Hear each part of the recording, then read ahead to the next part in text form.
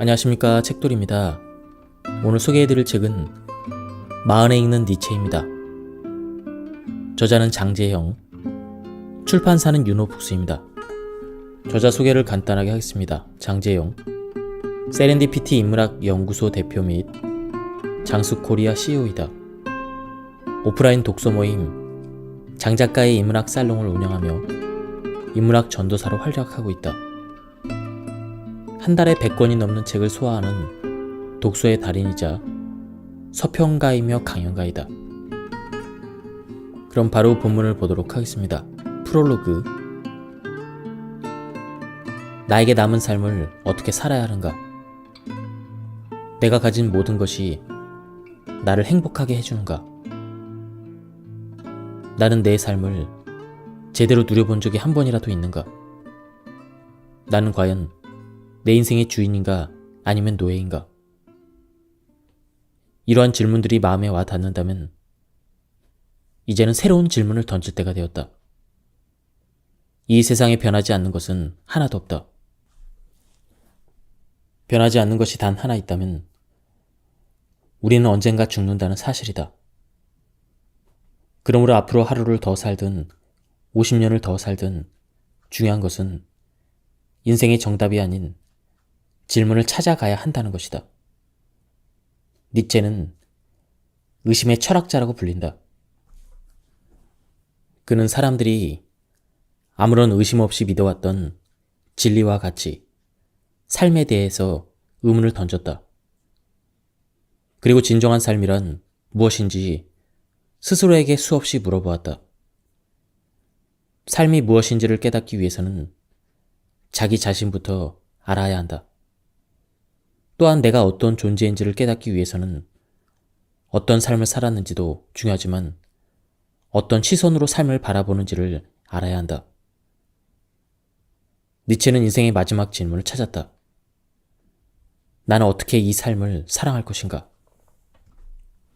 니체는 단 한 번뿐인 이 삶을 사랑하는 방법을 알려준다.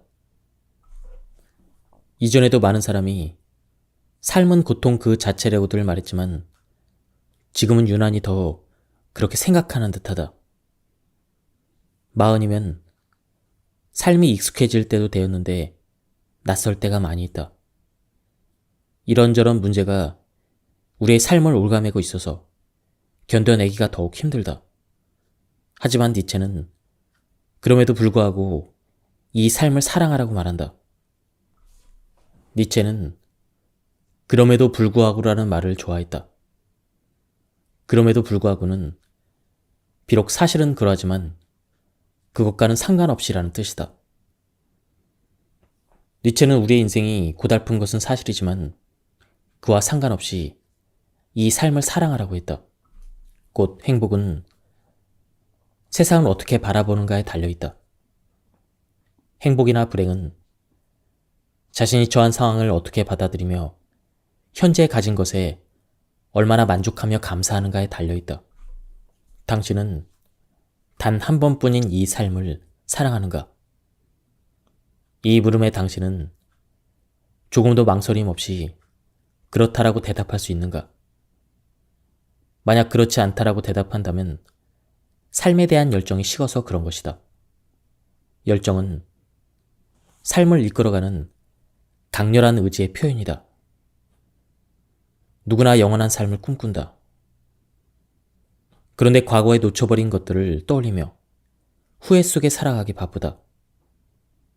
그러다 결국 남은 삶도 제대로 즐기지 못하고 생을 마감할지도 모른다. 니체는 유고에서 이렇게 말한다. 모든 삶의 순간은 우리에게 무언가를 말하려고 한다.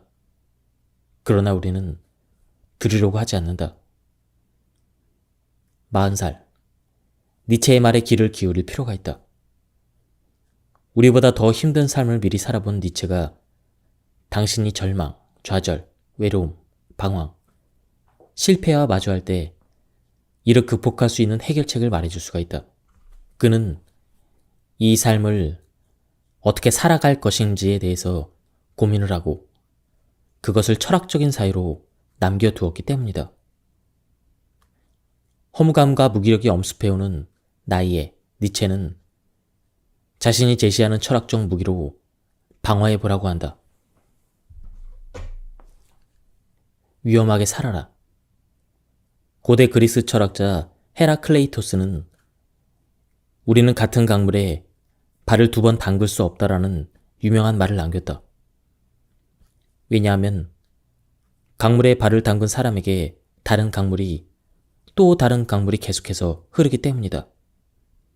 헤라클레이토스는 만물은 하나의 원리에 따라 생성과 소멸을 한다고 보았다. 세계는 끊임없이 변하며 논리적으로 설명할 수 없는 사건들로 가득하다. 그러므로 우리의 삶도 본질적으로 끊임없이 변화해야 한다. 지금 우리는 소용돌이처럼 격변하는 시대에 살고 있다. 계속해서 새로운 물결을 만들어내는 세상의 변화의 속도를 감당하고 적응하는 일은 힘들다. 하지만 세상의 흐름에 따라 변하기를 멈춘 삶은 죽은 상태나 다름이 없다. 그렇게 40년을 살아왔을 때 변화로부터 갑자기 위기를 느낀다면 삶은 허무와 낭망에 빠질 것이다. 우리는 변화하는 세계에 어떻게 대처를 해야 되는가? 신은 죽었다. 이것은 니체의 가장 유명한 아포리즘이다. 니체의 후기 사상에서 핵심 주제인 신의 죽음은 즐거운 학문에서 처음 등장한다. 니체가 죽었다고 말한 신은 도대체 무엇을 의미하는가? 인간은 고통스러운 현실과 불안한 미래를 견디기 위해 신이라는 개념을 만들었다. 지난 2000년 동안 유럽인의 삶에 신은 절대적인 의미였다. 니체가 살던 19세기 유럽에도 기독교 사상이 모든 이념과 가치의 기준일 만큼 지배적이었다. 인간은 스스로 만든 신이라는 절대적인 가치에 따라 삶을 평가했다. 그런데 삶의 목적이자 의미였던 신이 더는 제 기능을 발휘하지 못하게 되었다. 니체는 기독교의 신이 오히려 인간을 병들게 만들었다고 생각했다. 왜냐하면 기독교에서 인간은 죄를 지은 병든 존재이기 때문이다. 무의미하고 두려운 삶을 극복하기 위해 만든 신이 결과적으로 인간을 더 나약한 존재로 만들었기 때문에 더는 필요 없게 된 것이다. 이것이 니체가 자신을 광인에 비유하면서 우리가 신을 죽였다고 말한 이유이다. 니체의 신은 죽었다는 선언으로 오랫동안 인간의 삶을 지배했던 신과의 결별은 그 당시 사람에게 엄청난 충격이었다. 여기에서 신은 기독교의 신을 의미하지만 니체는 단순히 기독교의 신이 죽었다는 것만을 의도하진 않았다. 그는 유럽 사람들의 전통적인 토대였던 모든 철학, 종교, 도덕의 이념과 가치에 대해서 죽음을 선언했다. 오늘날 우리는 신이 죽었다는 사실이 그리 충격적이지 않다. 우리에게 중요한 것은 돈 같은 물질적인 가치이기 때문이다. 신의 자리를 물질 만능주의가 차지하고 있다. 그렇다면 신의 죽음은 40여 년을 살아온 우리에게 어떤 의미가 있겠는가? 대부분 20대와 30대에는 대학을 졸업하느라, 좋은 직장을 구하기 위해 스펙을 쌓느라, 사랑 타령을 하느라, 인간관계를 유지하느라 불안정한 삶을 산다. 40이 넘어야 심리적으로, 경제적으로 어느 정도 안정적인 삶을 유지한다. 그런데 안정적인 삶을 추구할수록 새로운 삶이라는 기회를 쉽게 단념하게 된다. 새로운 도전을 하기에는 두려움도 많아졌고 용기도 부족하다. 당신은 원하던 최고의 삶을 살고 있는가? 인생의 중반기에 다시 한번 치열하게 살 자신이 있는가? 마음속에 아직 이루지 못한 꿈이 남아있는가? 이러한 질문에 대해서 니체의 대답은 한결같다. 사람은 언제나 자기 자신을 극복해야 되는 그 무엇이다. 이제는 익숙한 것들과 결별하는 연습을 해야 한다. 익숙한 것들이란 자신이 과거부터 지금까지 믿어온 것들이다. 삶의 토대였던 것들을 쉽게 버리기는 힘들다. 니체가 신의 죽음을 선언했듯 이 과거의 것들과 결별하기 위해서는 어떠한 계기가 있어야 한다. 계기는 어떤 일이 일어나거나 변화하도록 만드는 결정적인 원인이나 기회를 의미한다. 계기는 다른 말로 터닝 포인트, 즉 전환점이다. 누구에게나 인생의 전환점이 있다. 오랫동안 나를 지탱해왔던 것들이 흔들릴 때 진정한 나로 살아야겠다고 선언해야 한다. 마흔이라면 또는 마흔을 앞두었거나 되돌아보고 싶다면 남은 인생은 자신이 진정으로 원하는 것들을 마음껏 누리고 싶을 것이다.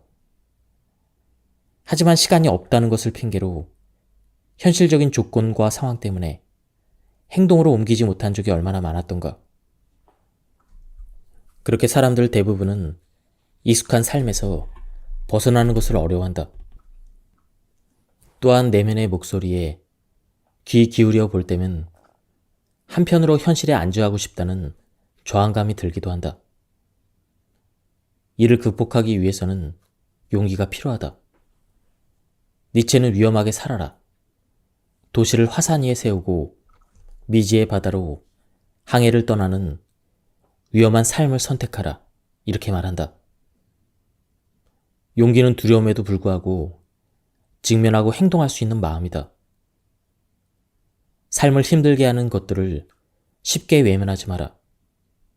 그럴 때일수록 새로운 일을 시도하라. 판에 박힌 낡은 삶을 새로운 것으로 채워보자. 진정으로 변화하고 싶다면 지금까지 나의 전부라고 생각했던 것들을 내려놓아야 한다. 때로는 목숨보다 더 사랑했고 나의 모든 것을 걸었다고 맹세했던 그런 것들까지도 포기할 줄 알아야 한다. 니체는 욕망이 가라앉아 끝도 목적도 실증도 욕구도 없는 마치 호수의 물결 같은 휴식 시간이 찾아온다면 이러한 짧은 즐거움 뒤에 찾아오는 권태는 얼어붙은 삶의 의지를 녹일 봄바람이라고 말한다. 권태는 부정적인 감정이 아니다. 니체는 오히려 일의 성공을 위해 권태가 필요하다고 말한다. 니체는 권태로움을 영혼의 무풍 상태에 비유한다. 따라서 사상가와 창조자는 이 권태로운 상태를 견디면서 기다려야만 한다. 인생의 중반부터는 고통스러운 삶을 거부할 것이 아니라 받아들일 수 있는 태도를 길러야 한다. 또한 새로운 삶의 목표를 설정해야 한다. 무언가를 회피하기보다는 그 무엇을 향해 나아가는 태도를 지켜야 한다. 그렇게 할 때 남은 삶에서 우리는 더욱 열린 마음으로 기쁨들을 받아들일 수 있게 된다. 나답게 살려면 먼저 자기 자신을 사랑해야 한다. 니체는 그대들의 이웃을 언제나 자신처럼 사랑하라.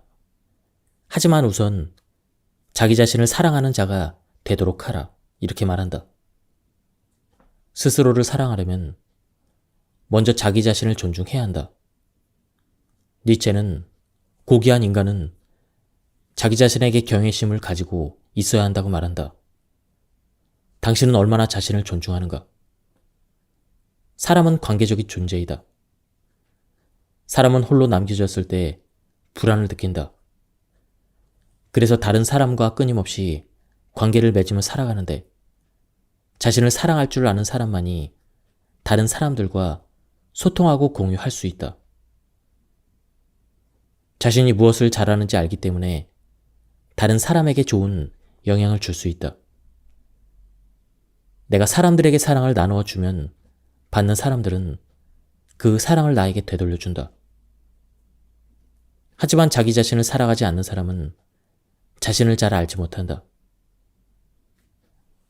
나도 나 자신을 알지 못하는데 누가 나를 믿어주겠는가? 게다가 다른 사람들의 말과 행동에 쉽게 흔들리고 만다. 결국은 모두 떠나가고 홀로 남게 된다. 그러므로 나를 사랑한다는 것은 다른 사람과 잘 지내기 위한 출발점이다. 니체는 이렇게 말한다. 그대의 위대한 별이여. 그대가 빛을 비추어 준다 하더라도 그것을 받아들일 존재가 없다면 그대의 행복은 무엇이겠는가? 인생의 중반까지 나를 위해 살아본 적이 없다면 자칫 자기 비하, 자기 혐오라는 부정적인 감정을 가질 수 있다.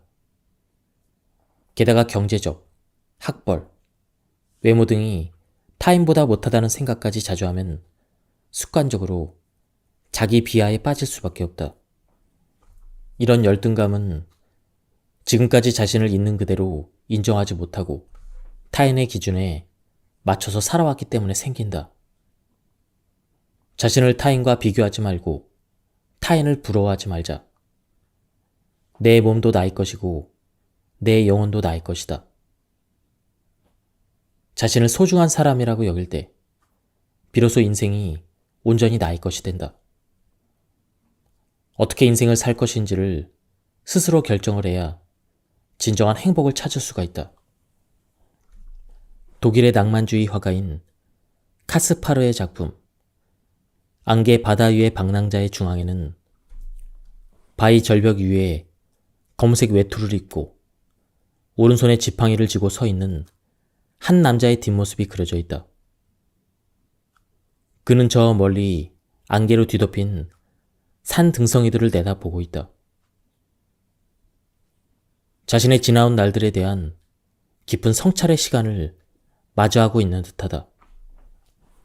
이 작품을 볼 때마다 높은 곳에서 무한한 대자연을 고독하게 바라보는 남자의 모습이 니체가 말한 초인의 모습이 아닐까 생각하곤 한다. 마음의 문을 열고 시야를 넓혀 자신의 본 모습을 발견하는 순간 그 행복감으로 인생은 더욱 아름다워질 것이다. 정말로 행복한 삶을 살고 싶은가?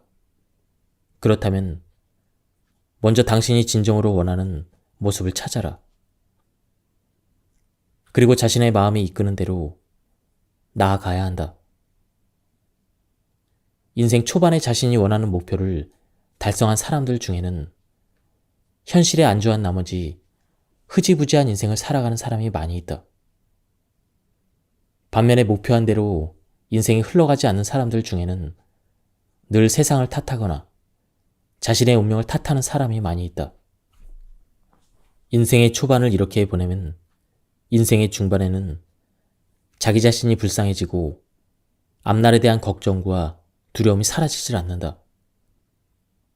새로운 꿈을 추구하는 과정에서는 언제든지 안 좋은 패가 나올 수 있고 불리한 상황이 계속될 수도 있다.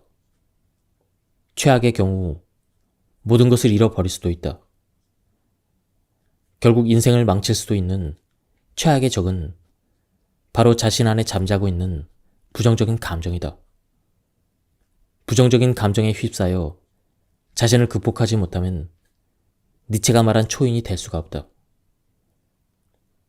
좌절된 꿈 앞에 무릎을 꿇어서는 안 된다. 현실에 안주하는 삶에서 벗어날 때 세상을 움직이는 힘을 가지게 될 것이다.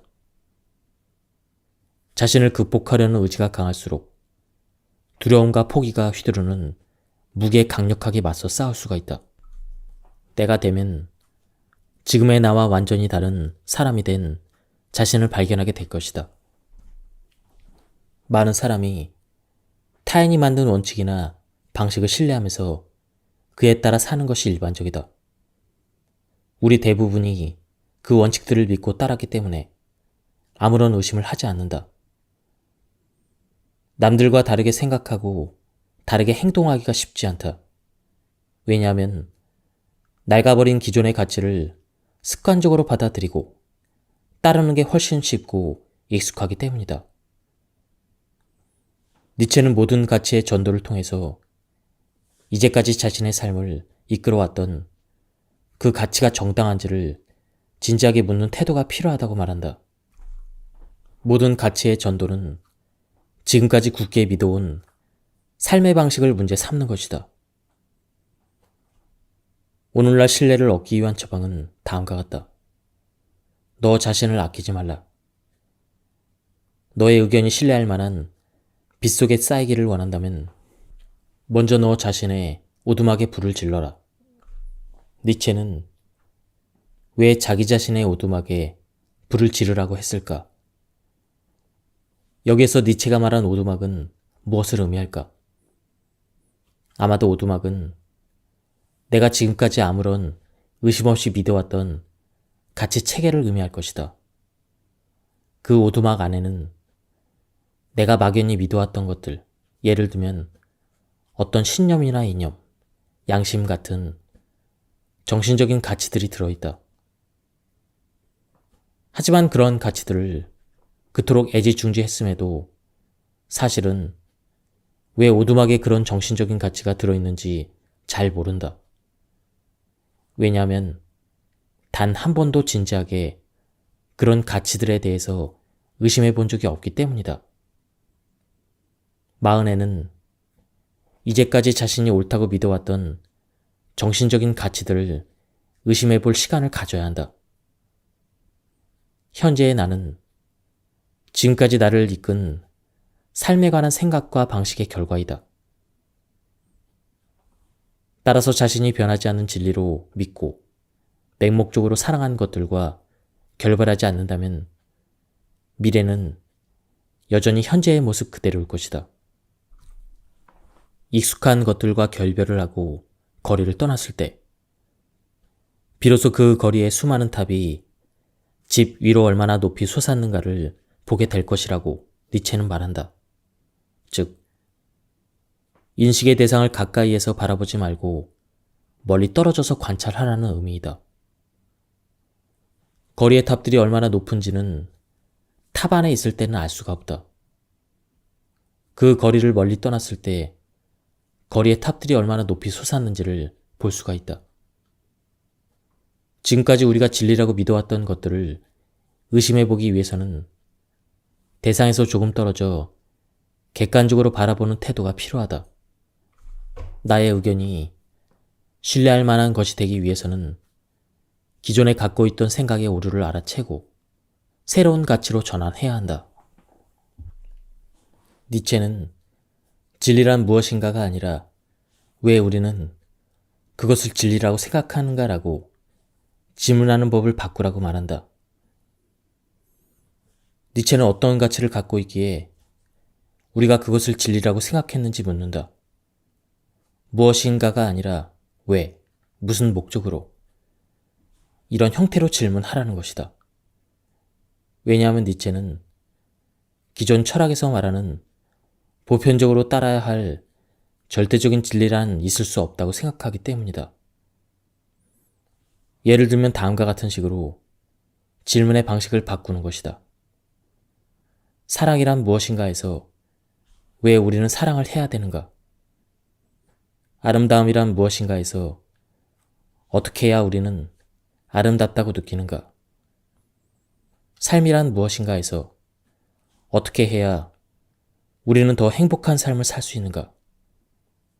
인간이란 무엇인가에서 인간은 어떻게 극복될 것인가? 결국 니체는 모든 가치의 전도를 통해서 진리와 거짓, 옳음과 그름, 선과 악, 아름다움과 추함을 판단했던 기준을 새롭게 다시 세운다. 니체가 말한 모든 가치의 전도는 기존의 가치를 부정하지만 단지 부정으로 끝나지 않는다. 모든 가치의 전도는 오히려 삶을 긍정하기 위해 관점을 전환할 수 있는 도구이다.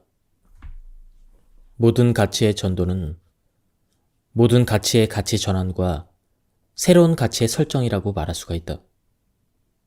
또한 모든 가치의 전도는 허무주의와 염세주의를 극복하고 삶을 부정하는 기존의 가치 체계를 모두 해제하여 새로운 가치 토대를 만들려는 시도이다. 기존의 가치를 평가하지 않는다면 새로운 가치를 창조할 수 없다. 니체의 운명에 대한 사랑은 삶에서 필연적으로 다가오는 모든 것을 아름답게 바라보는 태도이다. 필연적인 것을 아름답게 본다는 것은 피할 수 없는 것을 받아들이는 것이다. 곧 자신의 운명을 있는 그대로 긍정하는 마음 자세이다. 비록 삶이 우리의 힘으로 바꿀 수 없는 그러한 것들로 가득 차 있을지라도 주어진 길을 담담히 걸어가는 것이다. 인생을 40년 넘게 살아온 지금 우리는 여러 상황에서 어느 시기보다 더 큰 어려움을 겪고 있다. 비록 인간관계, 사랑, 감정, 일, 건강 등의 문제로 고통을 겪더라도 받아들이고 인정하는 태도가 필요하다. 어차피 피할 수 없는 부딪혀야 될 운명이라면 그것을 견뎌야 할 뿐 아니라 아름답게 바라보는 법을 배워야 한다. 니체는 니체 대 바그너에서 높은 곳에서 바라보면 모든 것은 다 필연적인 것이며 거시 경제적인 의미에서는 모든 것은 다 그 자체로 유용하기도 하다라고 말한다. 삶을 아름답게 바라볼 수 있게 만드는 것은 바로 감사의 힘이다. 인생을 살다 보면 어쩔 수 없이 부닥치는 실직, 실연, 실패, 이혼 등 불행한 사건 때문에 자신의 운명을 원망하거나 저주하지 말자. 니체는 그의 책에서 어떤 때보다 내 삶의 가장 어려웠던 시절에 더 깊이 감사해야 되지 않을까라고 종종 자문했었다라고 말했다. 정신없이 돌아가 기진맥진했던 하루의 일과를 마친 후 잠들기 전에 종종 우리는 온종일 자신을 억눌렀던 감정의 무게를 느끼곤 한다. 직장에서 처리하기 힘든 일로 곤란한 상황에 부닥쳤을 때, 직장 상사나 아랫사람이 무시할 때, 진상 고객에게 스트레스를 받을 때, 우리는 갈등의 상처로 잠 못 이룬 날이 얼마나 많았던가. 이런 추한 것과 싸울수록 감정의 쓰레기가 내면에 차곡차곡 쌓인다. 그래서 니체는 운명을 사랑한다면 추한 것과 싸우지 말아야 한다고 했다. 부정적인 감정에 휩싸인 상태가 계속된다면 좋은 기회도 놓치게 될 뿐 아니라 창조적인 에너지와 활기마저 빼앗기게 된다. 우리는 삶이 아무리 고달프고 괴로울지라도 자신의 운명을 긍정하고 받아들여야 한다. 그렇다면 어떻게 고통스러운 내 운명을 사랑할 수 있을까? 바로 열정을 갖는 것이다. 열정은 피할 수 없는 고통을 전제로 한다. 열정이라는 감정은 항상 고통과 기쁨을 함께 동반한다. 곧 삶에 대한 열정은 삶이 아무리 고통스럽고 힘들더라도 극복하려는 태도이다. 하지만 나이가 들수록 인생 초반에 비해서 삶에 대한 열정이 점점 식어가기 마련이다. 왜냐하면 청춘 시절에 가졌던 내 삶의 중요한 그 무엇, 열정의 대상을 잃어버렸기 때문이다. 인생의 중반에 무엇보다 열정을 다시 쏟을 수 있는 대상을 다시 찾는 것이 중요하다. 열정은 고통스러운 삶을 극복할 수 있는 강력한 수단이다. 그대에게는 무엇이 매일매일의 역사인가? 그것을 구성하는 그대의 습관을 돌아보자. 그것은 무수히 많은 사소한 비겁과 나태의 산물인가? 아니면 용기와 창조적인 이성의 산물인가? 이러한 니체의 질문에 우리는 이제 결단을 내려야 할 순간에 있다. 삶을 향한 사랑과 열정을 선택할 것인가? 아니면 삶에 대한 두려움과 불안을 선택할 것인가? 양자택일의 상황에 놓여 있다. 수많은 실패와 좌절로 어느 때보다 삶이 가장 힘든 시절을 누구나 겪는다. 그런데 과연 몇 명이나 자신의 비참한 운명을 사랑할 수 있을까? 아마도 대부분의 사람들은 이전에 가졌던 열정은 온데간데 없고 삶에 대한 의욕마저 사라지고 말 것이다. 남은 것은 과거에 대한 후회와 미래에 대한 염려뿐이다. 그러나 이미 엎질러진 물을 놓고 후회해봤자 주워 담을 수 없는 법이다. 니체는 후회는 어리석음의 또 다른 어리석음을 더하는 것이라고 했다. 과거의 잘못된 선택으로 더 나은 방향으로 나아가지 못해서 현재 절망스럽고 후회스러운 날이 많다 해도 걱정과 후회는 아무것도 해결해주지 않는다. 시간이 지나고 보면 내가 위기와 공경에 빠졌던 순간이 큰 축복을 받기 위한 과정 가운데 하나였다는 사실을 깨닫게 된다. 그러므로 지금 이 순간 과거를 받아들여야만 앞으로 나아갈 수가 있다. 그래서 니체는 우리는 때때로 자신을 상실하고 또 다른 자신을 발견하는 법을 터득해야 한다라고 말했다. 모든 문제의 해답은 내 안에 있다. 창조라는 유의를 위해서는 성스러운 긍정이 필요하다. 정신은 어린아이가 되어야만 자신만의 세계를 창조하는 자가 될 수 있기 때문이다.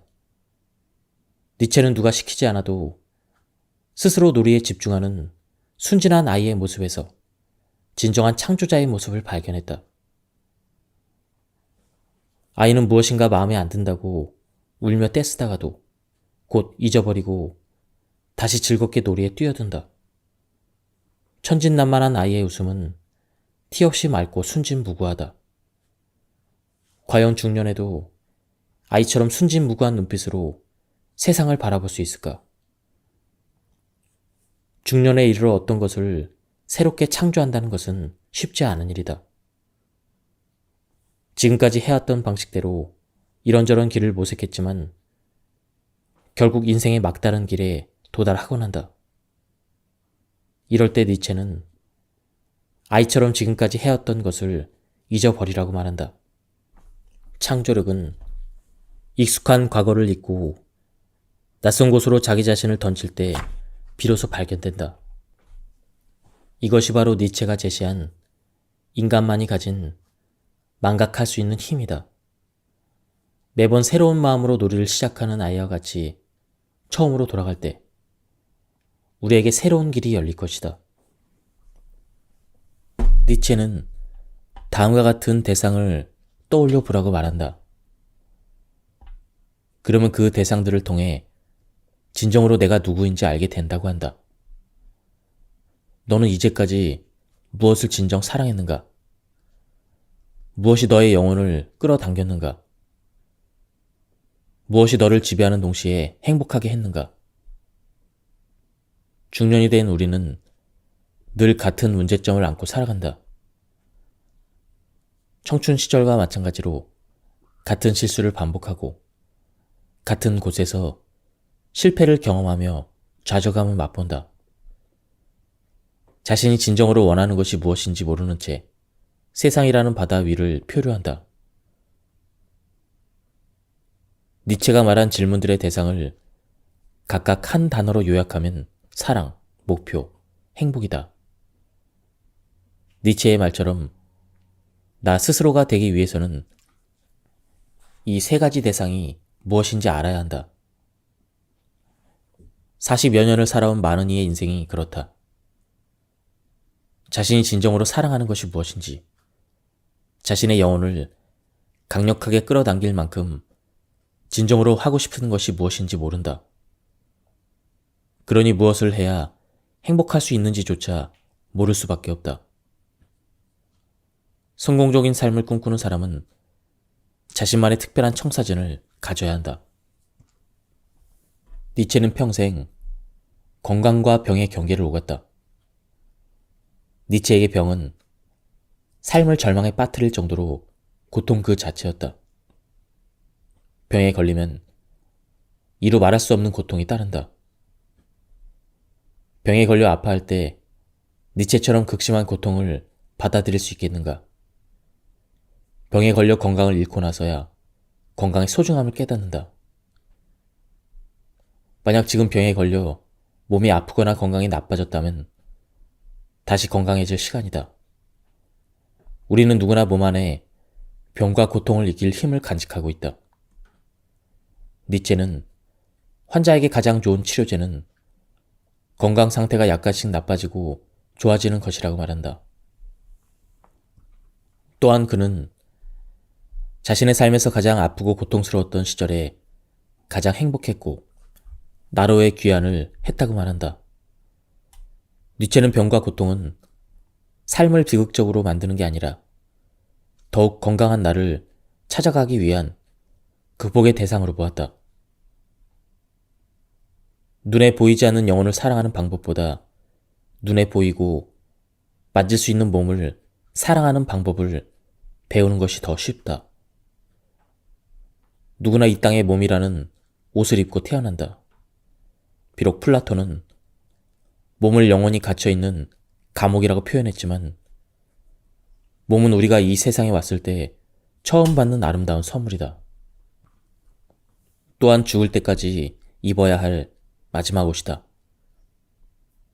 따라서 스스로 몸을 사랑하는 마음으로 대해야 한다.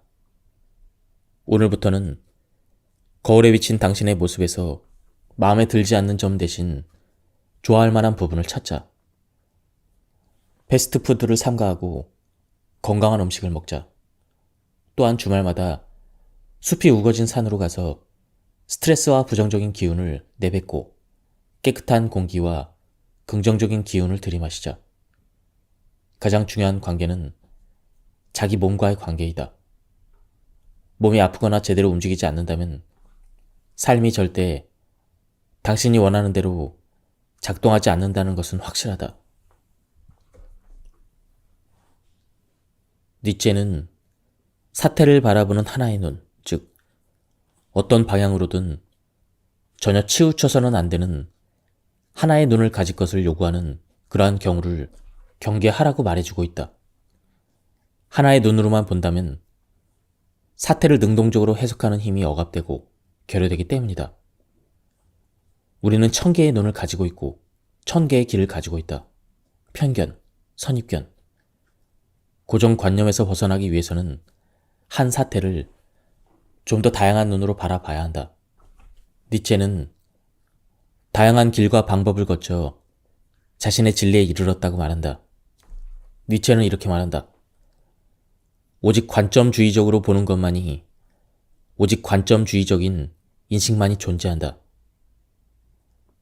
대상을 한 가지 각도로만 보지 말고 약간의 거리를 두어야 한다.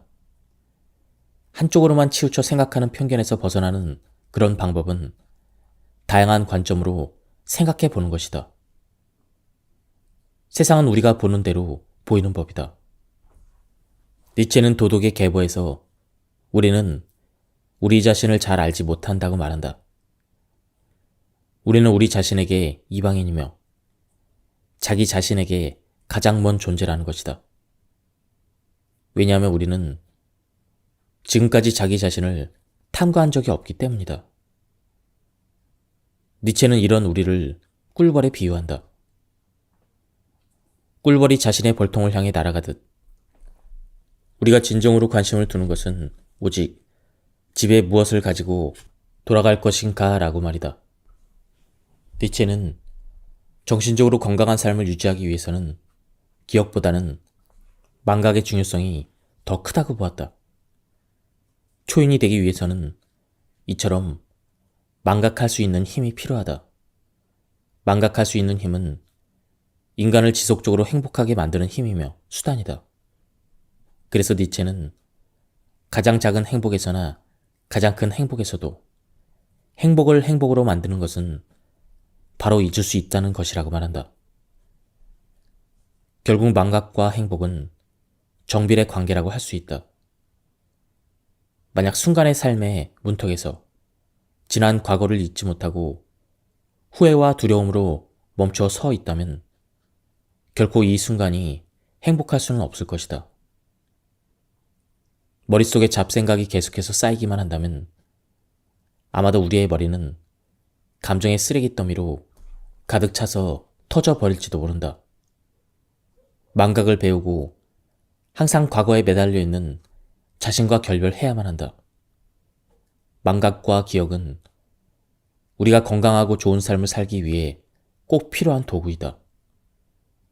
건강한 삶을 살기 위해서는 망각과 기억의 조화와 균형을 이루는 것이 중요하다. 고통에 대한 처방은 고통이다. 삶은 괴로움이 끝없는 세상을 뜻하는 고해라고 한다. 니체는 고통의 바다를 항해하는 방법으로 두 가지를 제시한다. 하나는 적은 에너지로 사는 법을 배우는 것이다. 즉, 어떤 커다란 위험이나 폭풍이 다가올 때 가능한 한 몸을 작게 움츠리는 것이다. 고통의 경고 신호가 울리는 바로 그 순간이 에너지를 감소해야 되는 때이다. 또 다른 방법은 커다란 고통이 다가올 때 그것을 정면으로 응시하는 것이다. 태풍이 다가올 때 움츠리지 않고 더욱더 긍지에 차서 전투적으로 영웅적 인간처럼 행동하는 것이다. 니체의 이 말을 위안으로 현재의 고통을 정면으로 응시하면서 극복해보자. 오히려 거대한 고통이야말로 영혼의 최종적인 해방자이며 이러한 고통이 우리의 생각을 좀 더 심오하게 만든다. 굶주림이라는 욕망을 채우기 위해 맛있는 음식을 먹듯 내면의 평화와 기쁨과 조화를 위해 열렬히 욕망할 필요가 있다. 그러한 욕망을 숨기지 말고 경멸하지도 말자. 우리의 영혼은 배고픔이나 잠이 부족하다는 육체적인 결핍 외에도 사랑, 따뜻함, 창조성과 같은 정신적인 결핍을 더 많이 느낀다. 끊임없이 욕망할 수밖에 없는 삶 자체가 고통의 연속이므로 우리는 긍정적인 욕망도 진정으로 중요하다. 행복하고자 한다면 행복한 삶에 대한 의욕을 가져야 한다.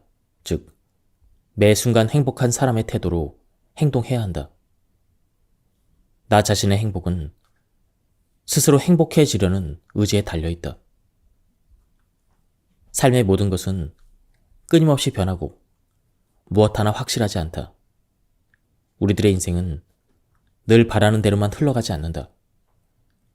언제든지 괴로운 시간이 닥쳐올 수가 있다.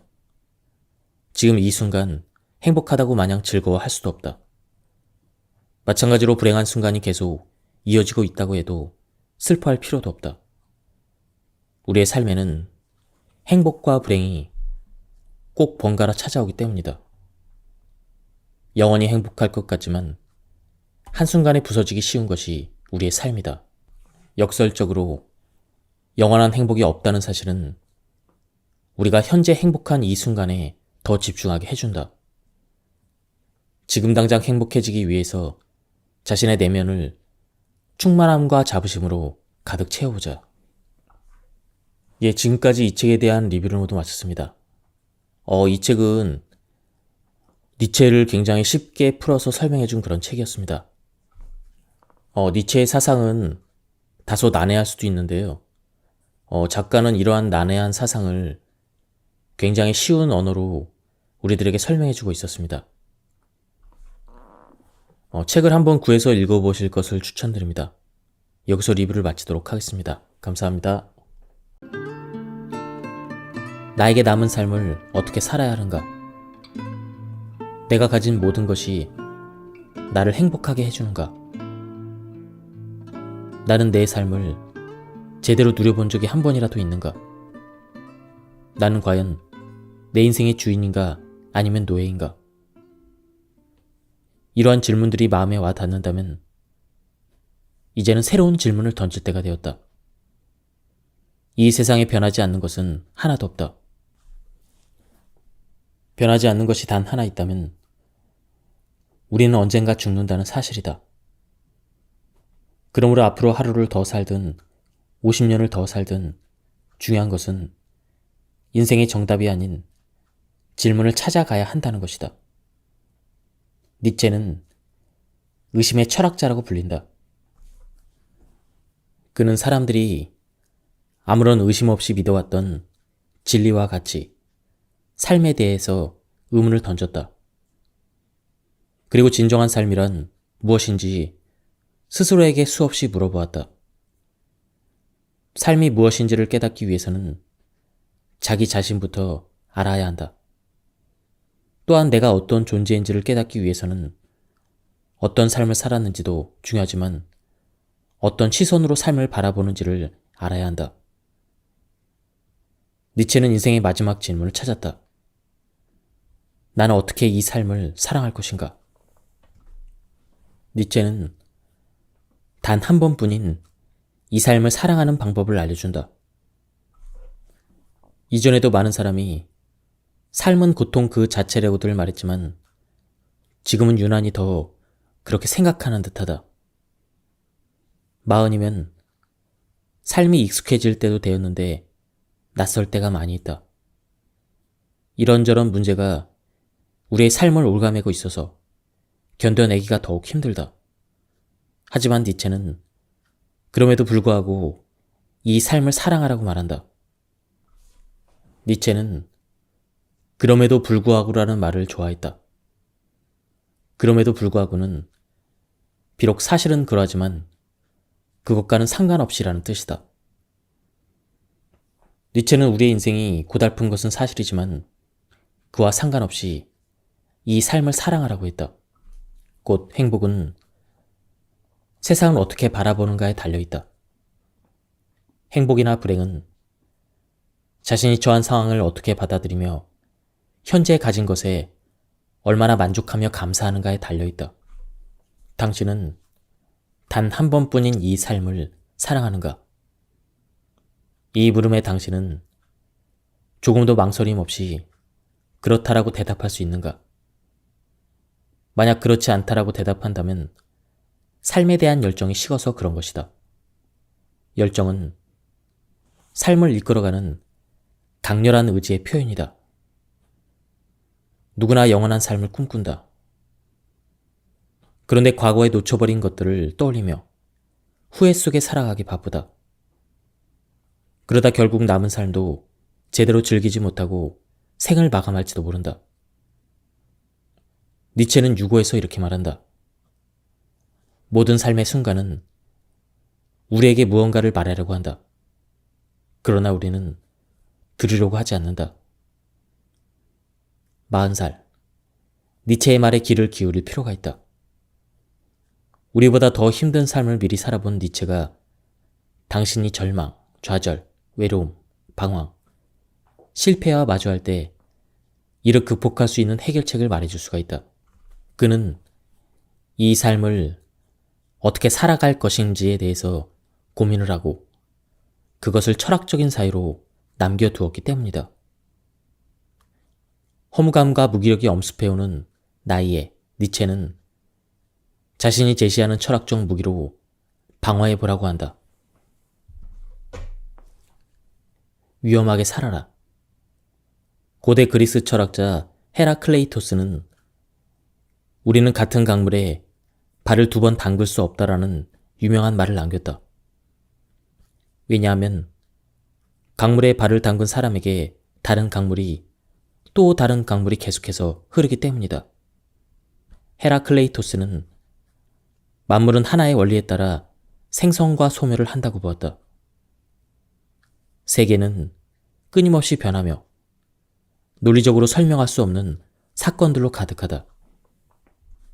그러므로 우리의 삶도 본질적으로 끊임없이 변화해야 한다. 지금 우리는 소용돌이처럼 격변하는 시대에 살고 있다.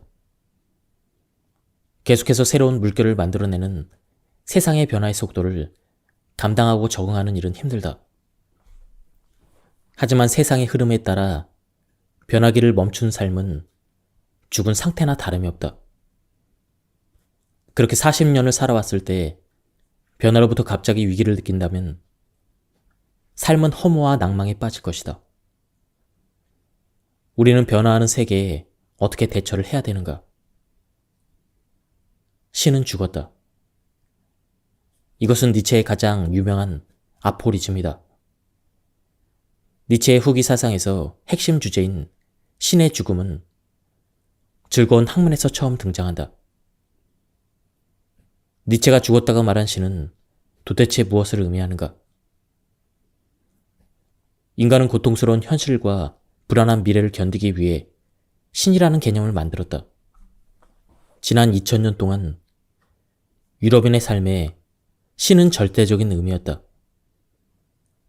니체가 살던 19세기 유럽에도 기독교 사상이 모든 이념과 가치의 기준일 만큼 지배적이었다. 인간은 스스로 만든 신이라는 절대적인 가치에 따라 삶을 평가했다. 그런데 삶의 목적이자 의미였던 신이 더는 제 기능을 발휘하지 못하게 되었다. 니체는 기독교의 신이 오히려 인간을 병들게 만들었다고 생각했다. 왜냐하면 기독교에서 인간은 죄를 지은 병든 존재이기 때문이다. 무의미하고 두려운 삶을 극복하기 위해 만든 신이 결과적으로 인간을 더 나약한 존재로 만들었기 때문에 더는 필요 없게 된 것이다. 이것이 니체가 자신을 광인에 비유하면서 우리가 신을 죽였다고 말한 이유이다. 니체의 신은 죽었다는 선언으로 오랫동안 인간의 삶을 지배했던 신과의 결별은 그 당시 사람에게 엄청난 충격이었다. 여기에서 신은 기독교의 신을 의미하지만 니체는 단순히 기독교의 신이 죽었다는 것만을 의도하진 않았다. 그는 유럽 사람들의 전통적인 토대였던 모든 철학, 종교, 도덕의 이념과 가치에 대해서 죽음을 선언했다. 오늘날 우리는 신이 죽었다는 사실이 그리 충격적이지 않다. 우리에게 중요한 것은 돈 같은 물질적인 가치이기 때문이다. 신의 자리를 물질 만능주의가 차지하고 있다. 그렇다면 신의 죽음은 40여 년을 살아온 우리에게 어떤 의미가 있겠는가? 대부분 20대와 30대에는 대학을 졸업하느라, 좋은 직장을 구하기 위해 스펙을 쌓느라, 사랑 타령을 하느라, 인간관계를 유지하느라 불안정한 삶을 산다. 40이 넘어야 심리적으로, 경제적으로 어느 정도 안정적인 삶을 유지한다. 그런데 안정적인 삶을 추구할수록 새로운 삶이라는 기회를 쉽게 단념하게 된다. 새로운 도전을 하기에는 두려움도 많아졌고 용기도 부족하다. 당신은 원하던 최고의 삶을 살고 있는가? 인생의 중반기에 다시 한번 치열하게 살 자신이 있는가? 마음속에 아직 이루지 못한 꿈이 남아있는가? 이러한 질문에 대해서 니체의 대답은 한결같다. 사람은 언제나 자기 자신을 극복해야 되는 그 무엇이다. 이제는 익숙한 것들과 결별하는 연습을 해야 한다. 익숙한 것들이란 자신이 과거부터 지금까지 믿어온 것들이다. 삶의 토대였던 것들을 쉽게 버리기는 힘들다. 니체가 신의 죽음을 선언했듯 이 과거의 것들과 결별하기 위해서는 어떠한 계기가 있어야 한다.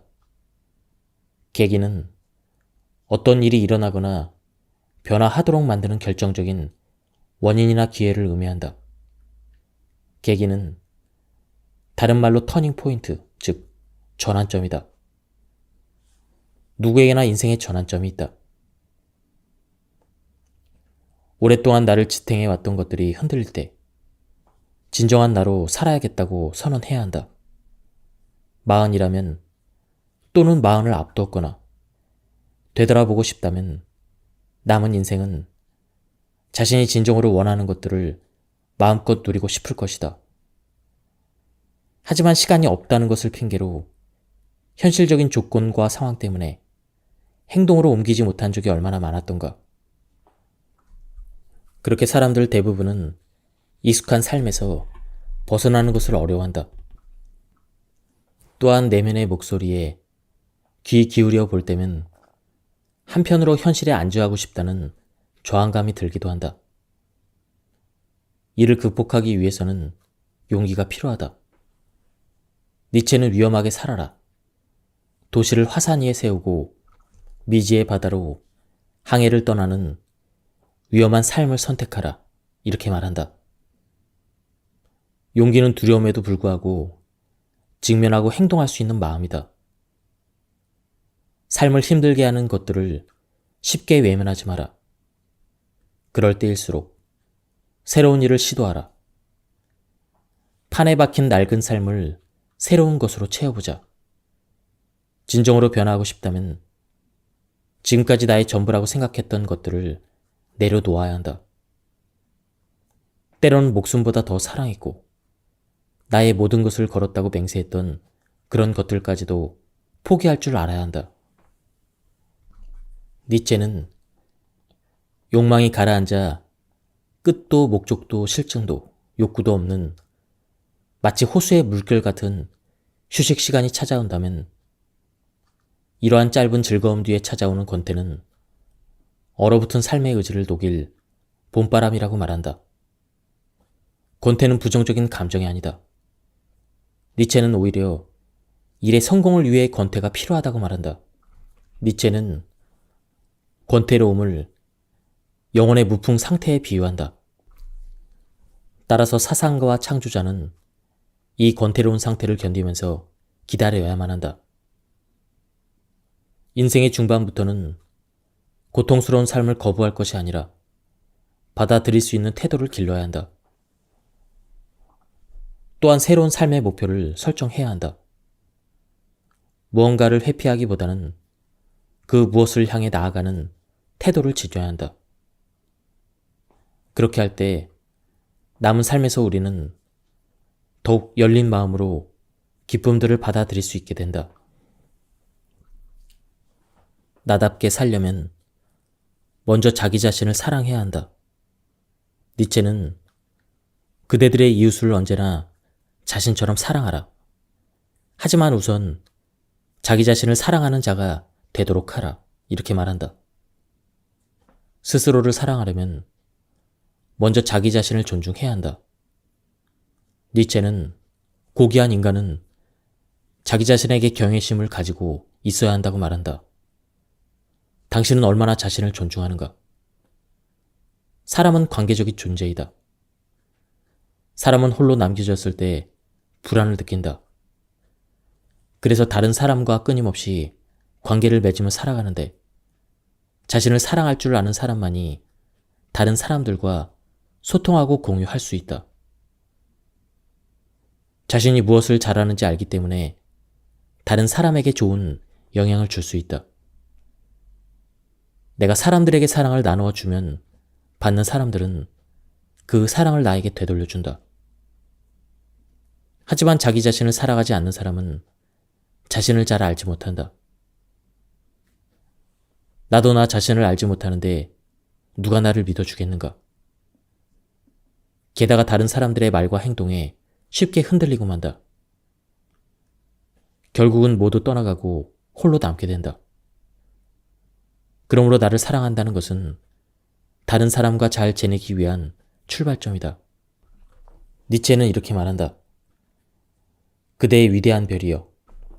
그대가 빛을 비추어 준다 하더라도 그것을 받아들일 존재가 없다면 그대의 행복은 무엇이겠는가? 인생의 중반까지 나를 위해 살아본 적이 없다면 자칫 자기 비하, 자기 혐오라는 부정적인 감정을 가질 수 있다.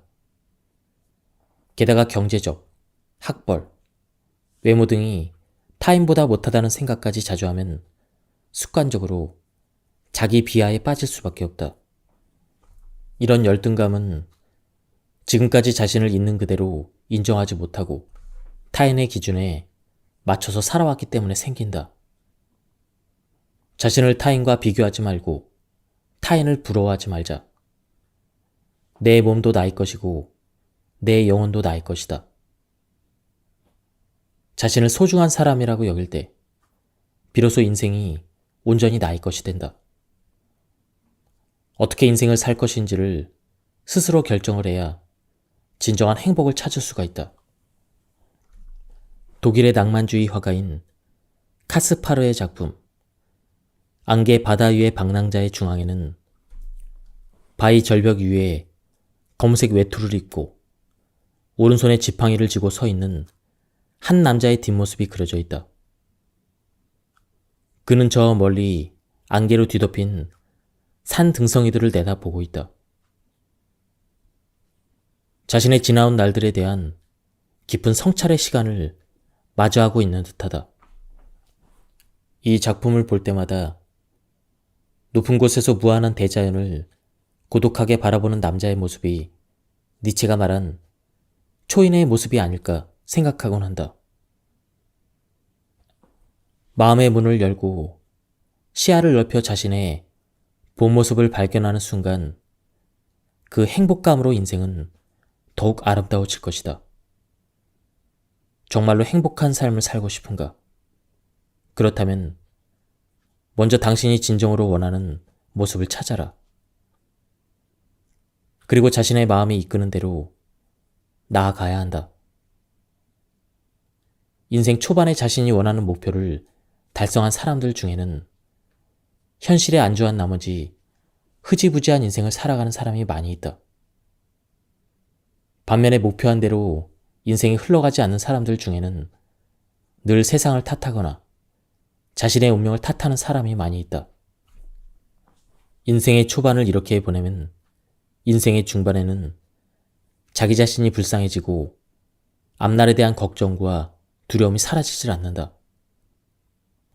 새로운 꿈을 추구하는 과정에서는 언제든지 안 좋은 패가 나올 수 있고 불리한 상황이 계속될 수도 있다. 최악의 경우 모든 것을 잃어버릴 수도 있다. 결국 인생을 망칠 수도 있는 최악의 적은 바로 자신 안에 잠자고 있는 부정적인 감정이다. 부정적인 감정에 휩싸여 자신을 극복하지 못하면 니체가 말한 초인이 될 수가 없다. 좌절된 꿈 앞에 무릎을 꿇어서는 안 된다. 현실에 안주하는 삶에서 벗어날 때 세상을 움직이는 힘을 가지게 될 것이다. 자신을 극복하려는 의지가 강할수록 두려움과 포기가 휘두르는 무게에 강력하게 맞서 싸울 수가 있다. 때가 되면 지금의 나와 완전히 다른 사람이 된 자신을 발견하게 될 것이다. 많은 사람이 타인이 만든 원칙이나 방식을 신뢰하면서 그에 따라 사는 것이 일반적이다. 우리 대부분이 그 원칙들을 믿고 따랐기 때문에 아무런 의심을 하지 않는다. 남들과 다르게 생각하고 다르게 행동하기가 쉽지 않다. 왜냐하면 낡아버린 기존의 가치를 습관적으로 받아들이고 따르는 게 훨씬 쉽고 익숙하기 때문이다. 니체는 모든 가치의 전도를 통해서 이제까지 자신의 삶을 이끌어왔던 그 가치가 정당한지를 진지하게 묻는 태도가 필요하다고 말한다. 모든 가치의 전도는 지금까지 굳게 믿어온 삶의 방식을 문제 삼는 것이다. 오늘날 신뢰를 얻기 위한 처방은 다음과 같다. 너 자신을 아끼지 말라. 너의 의견이 신뢰할 만한 빗속에 쌓이기를 원한다면 먼저 너 자신의 오두막에 불을 질러라. 니체는 왜 자기 자신의 오두막에 불을 지르라고 했을까? 여기에서 니체가 말한 오두막은 무엇을 의미할까? 아마도 오두막은 내가 지금까지 아무런 의심 없이 믿어왔던 가치 체계를 의미할 것이다. 그 오두막 안에는 내가 막연히 믿어왔던 것들, 예를 들면 어떤 신념이나 이념, 양심 같은 정신적인 가치들이 들어있다. 하지만 그런 가치들을 그토록 애지중지했음에도 사실은 왜 오두막에 그런 정신적인 가치가 들어있는지 잘 모른다. 왜냐하면 단 한 번도 진지하게 그런 가치들에 대해서 의심해 본 적이 없기 때문이다. 마흔에는 이제까지 자신이 옳다고 믿어왔던 정신적인 가치들을 의심해 볼 시간을 가져야 한다. 현재의 나는 지금까지 나를 이끈 삶에 관한 생각과 방식의 결과이다. 따라서 자신이 변하지 않는 진리로 믿고 맹목적으로 사랑한 것들과 결별하지 않는다면 미래는 여전히 현재의 모습 그대로일 것이다. 익숙한 것들과 결별을 하고 거리를 떠났을 때 비로소 그 거리의 수많은 탑이 집 위로 얼마나 높이 솟았는가를 보게 될 것이라고 니체는 말한다. 즉, 인식의 대상을 가까이에서 바라보지 말고 멀리 떨어져서 관찰하라는 의미이다. 거리의 탑들이 얼마나 높은지는 탑 안에 있을 때는 알 수가 없다. 그 거리를 멀리 떠났을 때 거리의 탑들이 얼마나 높이 솟았는지를 볼 수가 있다. 지금까지 우리가 진리라고 믿어왔던 것들을 의심해보기 위해서는 대상에서 조금 떨어져 객관적으로 바라보는 태도가 필요하다. 나의 의견이 신뢰할 만한 것이 되기 위해서는 기존에 갖고 있던 생각의 오류를 알아채고 새로운 가치로 전환해야 한다. 니체는 진리란 무엇인가가 아니라 왜 우리는 그것을 진리라고 생각하는가라고 질문하는 법을 바꾸라고 말한다. 니체는 어떤 가치를 갖고 있기에 우리가 그것을 진리라고 생각했는지 묻는다. 무엇인가가 아니라 왜, 무슨 목적으로 이런 형태로 질문하라는 것이다. 왜냐하면 니체는 기존 철학에서 말하는 보편적으로 따라야 할 절대적인 진리란 있을 수 없다고 생각하기 때문이다. 예를 들면 다음과 같은 식으로 질문의 방식을 바꾸는 것이다. 사랑이란 무엇인가에서 왜 우리는 사랑을 해야 되는가? 아름다움이란 무엇인가에서 어떻게 해야 우리는 아름답다고 느끼는가? 삶이란 무엇인가에서 어떻게 해야 우리는 더 행복한 삶을 살 수 있는가? 인간이란 무엇인가에서 인간은 어떻게 극복될 것인가? 결국 니체는 모든 가치의 전도를 통해서 진리와 거짓, 옳음과 그름, 선과 악, 아름다움과 추함을 판단했던 기준을 새롭게 다시 세운다. 니체가 말한 모든 가치의 전도는 기존의 가치를 부정하지만 단지 부정으로 끝나지 않는다. 모든 가치의 전도는 오히려 삶을 긍정하기 위해 관점을 전환할 수 있는 도구이다. 모든 가치의 전도는 모든 가치의 가치 전환과 새로운 가치의 설정이라고 말할 수가 있다. 또한 모든 가치의 전도는 허무주의와 염세주의를 극복하고 삶을 부정하는 기존의 가치 체계를 모두 해제하여 새로운 가치 토대를 만들려는 시도이다. 기존의 가치를 평가하지 않는다면 새로운 가치를 창조할 수 없다. 니체의 운명에 대한 사랑은 삶에서 필연적으로 다가오는 모든 것을 아름답게 바라보는 태도이다. 필연적인 것을 아름답게 본다는 것은 피할 수 없는 것을 받아들이는 것이다. 곧 자신의 운명을 있는 그대로 긍정하는 마음 자세이다. 비록 삶이 우리의 힘으로 바꿀 수 없는 그러한 것들로 가득 차 있을지라도 주어진 길을 담담히 걸어가는 것이다. 인생을 40년 넘게 살아온 지금 우리는 여러 상황에서 어느 시기보다 더 큰 어려움을 겪고 있다. 비록 인간관계, 사랑, 감정, 일, 건강 등의 문제로 고통을 겪더라도 받아들이고 인정하는 태도가 필요하다. 어차피 피할 수 없는 부딪혀야 될 운명이라면 그것을 견뎌야 할 뿐 아니라 아름답게 바라보는 법을 배워야 한다.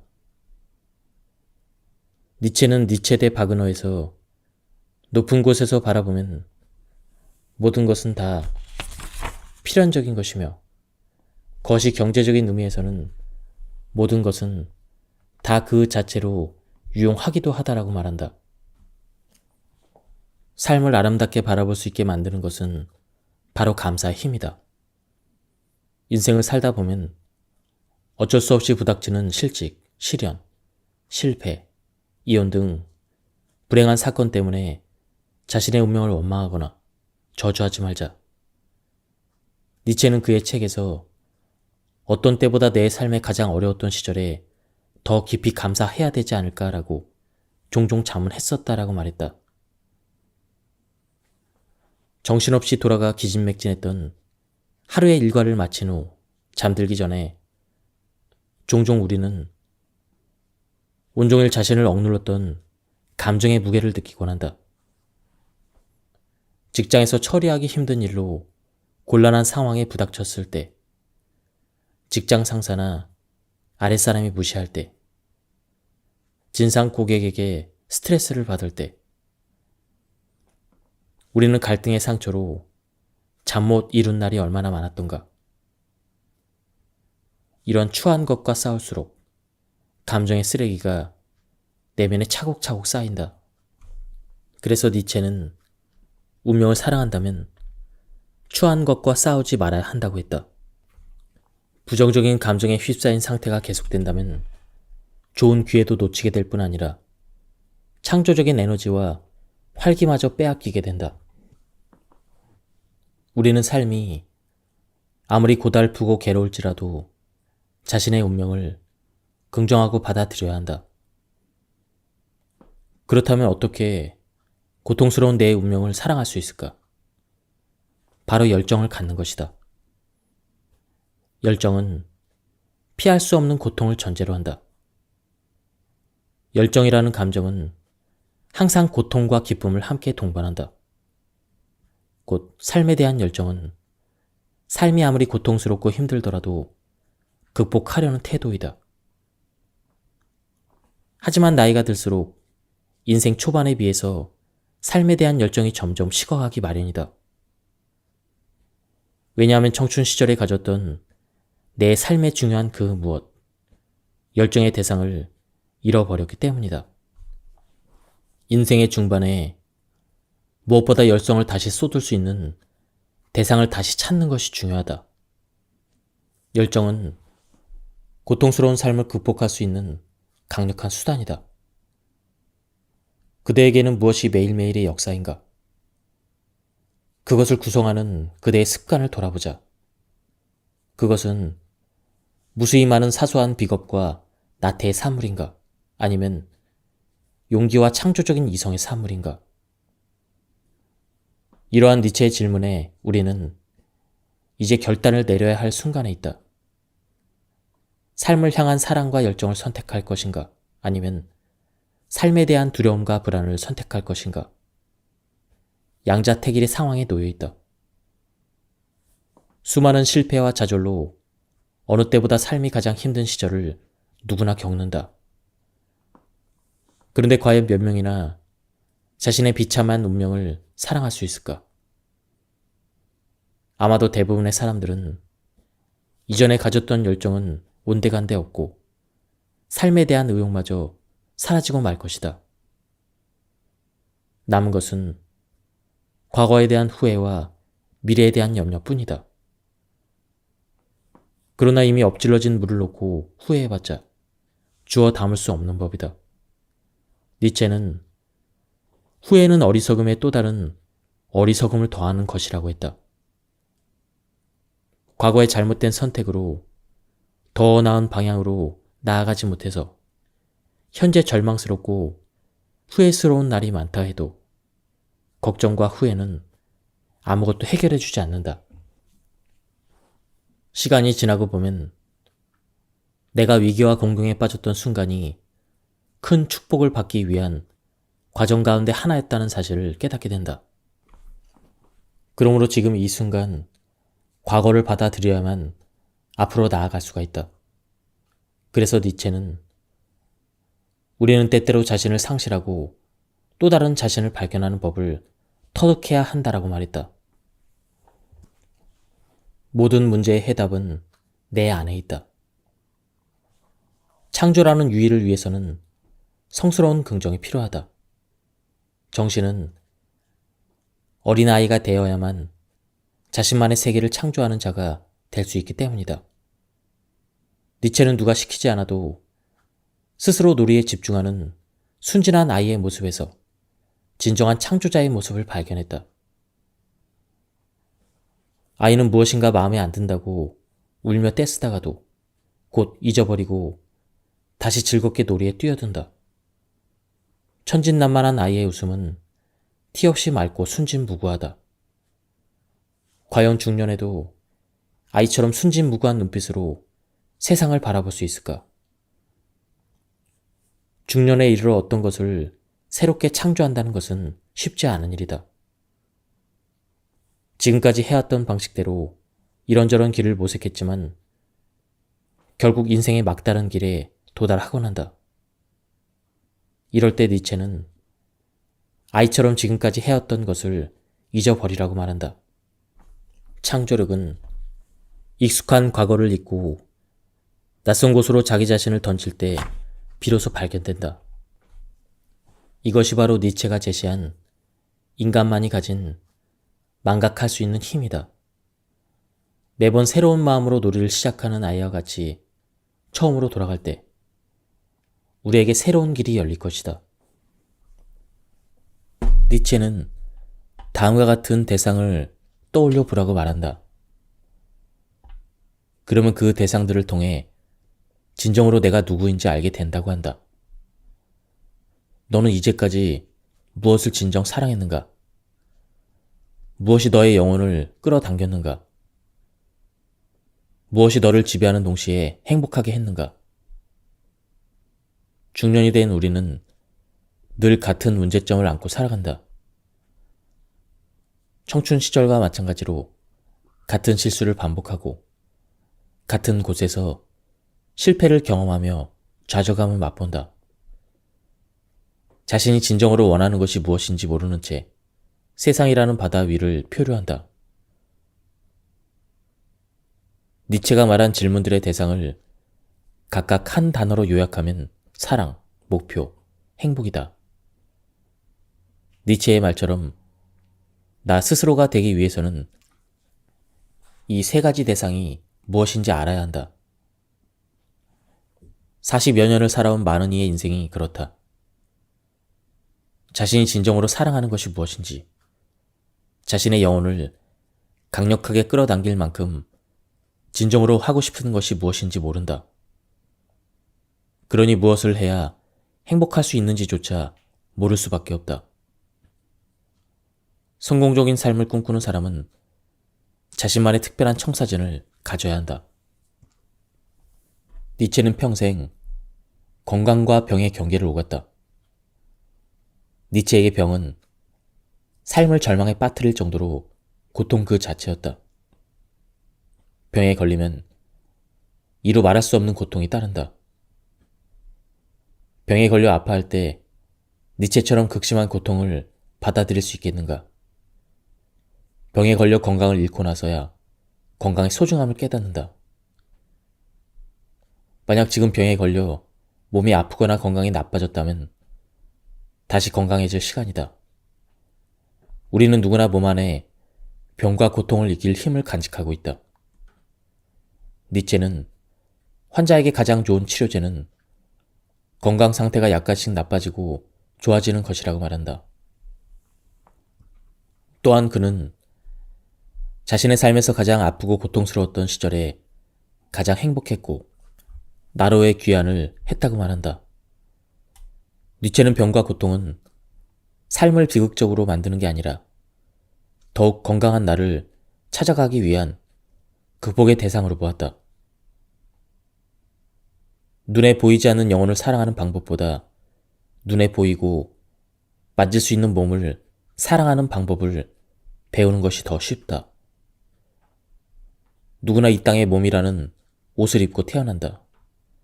비록 플라톤은 몸을 영원히 갇혀있는 감옥이라고 표현했지만 몸은 우리가 이 세상에 왔을 때 처음 받는 아름다운 선물이다. 또한 죽을 때까지 입어야 할 마지막 옷이다. 따라서 스스로 몸을 사랑하는 마음으로 대해야 한다. 오늘부터는 거울에 비친 당신의 모습에서 마음에 들지 않는 점 대신 좋아할 만한 부분을 찾자. 패스트푸드를 삼가하고 건강한 음식을 먹자. 또한 주말마다 숲이 우거진 산으로 가서 스트레스와 부정적인 기운을 내뱉고 깨끗한 공기와 긍정적인 기운을 들이마시자. 가장 중요한 관계는 자기 몸과의 관계이다. 몸이 아프거나 제대로 움직이지 않는다면 삶이 절대 당신이 원하는 대로 작동하지 않는다는 것은 확실하다. 니체는 사태를 바라보는 하나의 눈, 즉 어떤 방향으로든 전혀 치우쳐서는 안 되는 하나의 눈을 가질 것을 요구하는 그러한 경우를 경계하라고 말해주고 있다. 하나의 눈으로만 본다면 사태를 능동적으로 해석하는 힘이 억압되고 결여되기 때문이다. 우리는 1000개의 눈을 가지고 있고 1000개의 귀를 가지고 있다. 편견, 선입견, 고정관념에서 벗어나기 위해서는 한 사태를 좀 더 다양한 눈으로 바라봐야 한다. 니체는 다양한 길과 방법을 거쳐 자신의 진리에 이르렀다고 말한다. 니체는 이렇게 말한다. 오직 관점주의적으로 보는 것만이, 오직 관점주의적인 인식만이 존재한다. 대상을 한 가지 각도로만 보지 말고 약간의 거리를 두어야 한다. 한쪽으로만 치우쳐 생각하는 편견에서 벗어나는 그런 방법은 다양한 관점으로 생각해 보는 것이다. 세상은 우리가 보는 대로 보이는 법이다. 니체는 도덕의 계보에서 우리는 우리 자신을 잘 알지 못한다고 말한다. 우리는 우리 자신에게 이방인이며 자기 자신에게 가장 먼 존재라는 것이다. 왜냐하면 우리는 지금까지 자기 자신을 탐구한 적이 없기 때문이다. 니체는 이런 우리를 꿀벌에 비유한다. 꿀벌이 자신의 벌통을 향해 날아가듯 우리가 진정으로 관심을 두는 것은 오직 집에 무엇을 가지고 돌아갈 것인가 라고 말이다. 니체는 정신적으로 건강한 삶을 유지하기 위해서는 기억보다는 망각의 중요성이 더 크다고 보았다. 초인이 되기 위해서는 이처럼 망각할 수 있는 힘이 필요하다. 망각할 수 있는 힘은 인간을 지속적으로 행복하게 만드는 힘이며 수단이다. 그래서 니체는 가장 작은 행복에서나 가장 큰 행복에서도 행복을 행복으로 만드는 것은 바로 잊을 수 있다는 것이라고 말한다. 결국 망각과 행복은 정비례 관계라고 할 수 있다. 만약 순간의 삶의 문턱에서 지난 과거를 잊지 못하고 후회와 두려움으로 멈춰 서 있다면 결코 이 순간이 행복할 수는 없을 것이다. 머릿속에 잡생각이 계속해서 쌓이기만 한다면 아마도 우리의 머리는 감정의 쓰레기 더미로 가득 차서 터져버릴지도 모른다. 망각을 배우고 항상 과거에 매달려 있는 자신과 결별해야만 한다. 망각과 기억은 우리가 건강하고 좋은 삶을 살기 위해 꼭 필요한 도구이다. 건강한 삶을 살기 위해서는 망각과 기억의 조화와 균형을 이루는 것이 중요하다. 고통에 대한 처방은 고통이다. 삶은 괴로움이 끝없는 세상을 뜻하는 고해라고 한다. 니체는 고통의 바다를 항해하는 방법으로 두 가지를 제시한다. 하나는 적은 에너지로 사는 법을 배우는 것이다. 즉, 어떤 커다란 위험이나 폭풍이 다가올 때 가능한 한 몸을 작게 움츠리는 것이다. 고통의 경고 신호가 울리는 바로 그 순간이 에너지를 감소해야 되는 때이다. 또 다른 방법은 커다란 고통이 다가올 때 그것을 정면으로 응시하는 것이다. 태풍이 다가올 때 움츠리지 않고 더욱더 긍지에 차서 전투적으로 영웅적 인간처럼 행동하는 것이다. 니체의 이 말을 위안으로 현재의 고통을 정면으로 응시하면서 극복해보자. 오히려 거대한 고통이야말로 영혼의 최종적인 해방자이며 이러한 고통이 우리의 생각을 좀 더 심오하게 만든다. 굶주림이라는 욕망을 채우기 위해 맛있는 음식을 먹듯 내면의 평화와 기쁨과 조화를 위해 열렬히 욕망할 필요가 있다. 그러한 욕망을 숨기지 말고 경멸하지도 말자. 우리의 영혼은 배고픔이나 잠이 부족하다는 육체적인 결핍 외에도 사랑, 따뜻함, 창조성과 같은 정신적인 결핍을 더 많이 느낀다. 끊임없이 욕망할 수밖에 없는 삶 자체가 고통의 연속이므로 우리는 긍정적인 욕망도 진정으로 중요하다. 행복하고자 한다면 행복한 삶에 대한 의욕을 가져야 한다. 즉, 매 순간 행복한 사람의 태도로 행동해야 한다.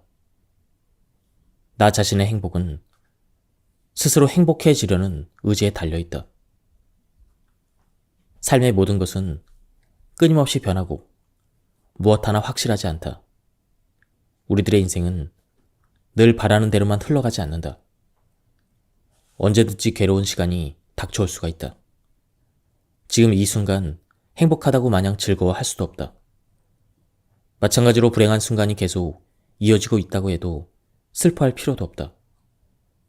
우리의 삶에는 행복과 불행이 꼭 번갈아 찾아오기 때문이다. 영원히 행복할 것 같지만 한순간에 부서지기 쉬운 것이 우리의 삶이다. 역설적으로 영원한 행복이 없다는 사실은 우리가 현재 행복한 이 순간에 더 집중하게 해준다. 지금 당장 행복해지기 위해서 자신의 내면을 충만함과 자부심으로 가득 채워보자. 지금까지 이 책에 대한 리뷰를 모두 마쳤습니다. 이 책은 니체를 굉장히 쉽게 풀어서 설명해준 그런 책이었습니다. 니체의 사상은 다소 난해할 수도 있는데요. 작가는 이러한 난해한 사상을 굉장히 쉬운 언어로 우리들에게 설명해주고 있었습니다. 책을 한번 구해서 읽어보실 것을 추천드립니다. 여기서 리뷰를 마치도록 하겠습니다. 감사합니다.